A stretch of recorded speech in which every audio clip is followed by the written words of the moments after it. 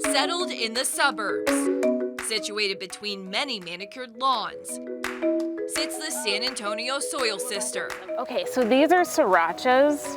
They're very spicy. And her front yard garden. I love sharing.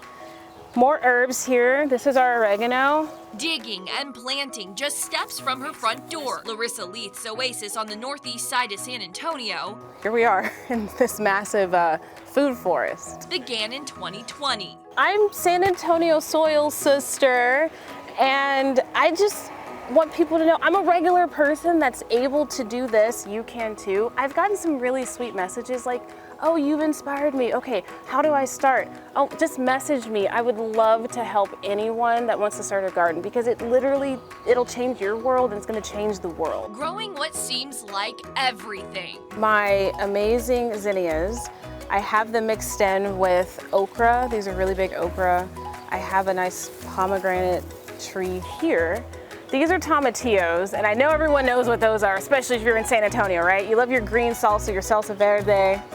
And we have a few here, and this one's even ready. The Soil Sisters' front yard is all planted with a purpose. You want a companion garden, and herbs, flowers, and then you think of your vegetables. You want to find what plants do well together, and herbs really grow well with any plant. Oregano does well with your tomatoes, your peppers, but same with basil. Basil's great for your tomatoes because it kind of wards off the bad bugs. Same with marigolds. I'm sure people have heard about that, but they need to be French marigolds.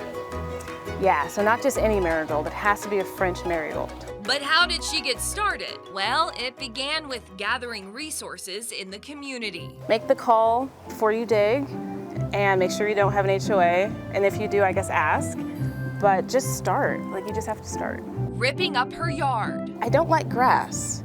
You can't eat it. Leath laid a little mulch to get it all going. There's something called a chip drop, and it's free mulch. So I basically covered this entire yard for free with mulch to help build up the soil and so I could retain moisture. And over time, with seeds, propagations, and love, her garden grew. Because I didn't do this in a year or two. It's taken a couple of years to get to this scale, but really focusing on your soil health and focusing on watering. Now I have rain barrels because I want to be respectful to the aquifer and not use a ton of water. So I collect rainwater and I use that for my plants. It helps with our water bill too.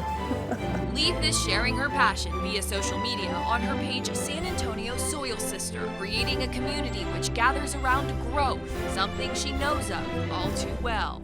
I am a happier person, I kid you not. And it's just been so great for my mental health. It's a huge stress reliever, and I feel fulfilled. I really do. There's something very beautiful about growing your own food, taking it inside, and creating a meal. Working a full-time job in healthcare, she realized a break was needed. I like to come out here with my tea in the morning before work to start my day on a good note. And then after work, I end out here for sure, so I can kind of let all the stress out. She needed a release that would take her out of the day-to-day. It's a stressful job. It's hard. It's really hard. Working with patients, and it can be very rewarding, and it's very sad at times too. I mean, you're literally talking life and death, and we see the really good and we see the really ugly, and you take it home with you. It's hard not to. And if there weren't enough reasons to keep that front yard garden going, Leath has just a few more. Self-sufficiency.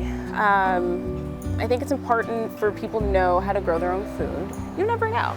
There's a lot of food insecurity going around, and I share as much as I can. And my neighbors love me, by the way.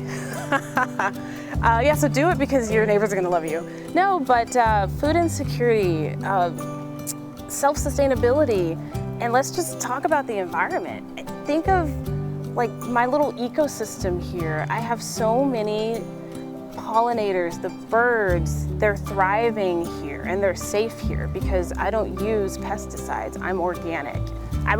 It's not even that like I'm as organic as I can be. I'm organic. Like I don't use chemicals that are going to harm the environment. She instead uses bugs and other plants and that companion garden style of planting to keep pests at bay. Her dream took years and some lessons along the way. But it didn't take a genius to get the plants she has growing. It just took some time and care. Something she hopes to leave with others who pass by or see her story and want to join in on the growth. Growing your own food, taking it inside, and creating a meal. There's not a lot that can compare to that. And just knowing that I'm able to help the bees and the butterflies, when I come out and I see bees, it makes my day. It really does. Because we need to save our bees, we need to save our pollinators, and I feel like I'm doing my part. I want to see more yards like this. I want to see more community gardens. I want to see more like co-ops where I might have all the tomatoes, but my neighbor has the cucumbers and we're trading. And I have a neighbor with chickens, and she gives me her eggs, and so we have a nice trade. I mean, especially when times are tough, you'll know someone that you can reach out to, that has something that you might need. For KENS 5, I'm Meredith Haas.